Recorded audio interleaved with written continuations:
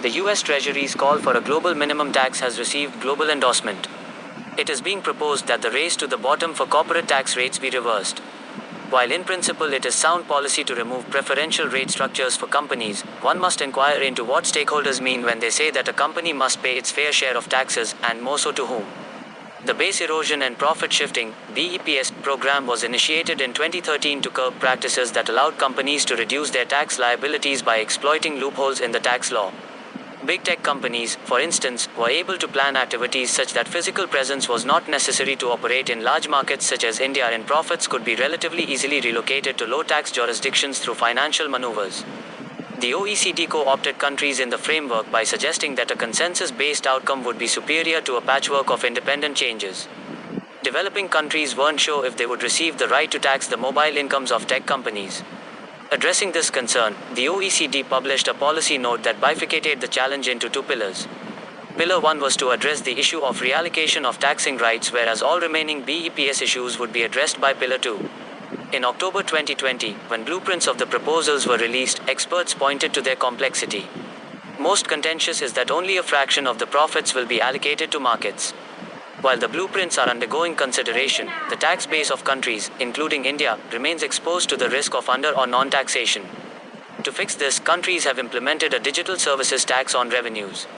In response, the US launched, in 2020, inquiries under the Trade Act 1974 and is now proposing tariffs as means to curb the proliferation of such measures.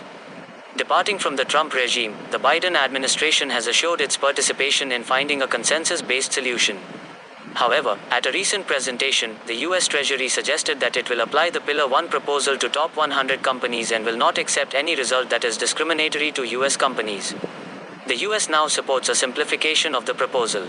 However, it remains to be seen how the final version pans out for markets such as India.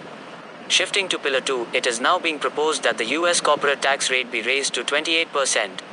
However, the raising of the tax rate is to be read alongside the proposals under Pillar 2, which seek to achieve a harmonization of rates across the world. It is being suggested that a minimum tax rate be defined for the world.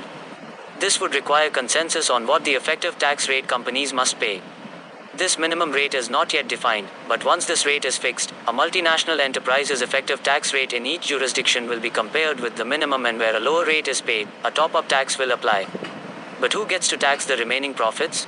As per the current design, the country where the ultimate parent entity resides is where the tax is first applicable. Given that nearly 30% of the Forbes 2000 companies are in the US, the implementation of this proposal best serves the needs of the US. For India, committing to such a global standard needs to be assessed carefully, especially since the proposal will apply to companies with global revenues above Euro 750 million. Moreover, India has witnessed a consistent rise in the effective tax rate, which is now close to 26%. The call for a minimum tax may be seen as US correcting for the slippages in its own tax laws and as a means to finance the $2 trillion spending program. For the rise in US tax rates to pay off, it requires other countries to reform their tax systems accordingly and, most importantly, allow for the taxation of incomes that are perceived to be undertaxed. India has, over the past few years, adopted legal measures to tax incomes of companies that avoid residence in India. It is perhaps time to reflect if the two pillars of international tax reform are meant to support the superstructure of developed countries.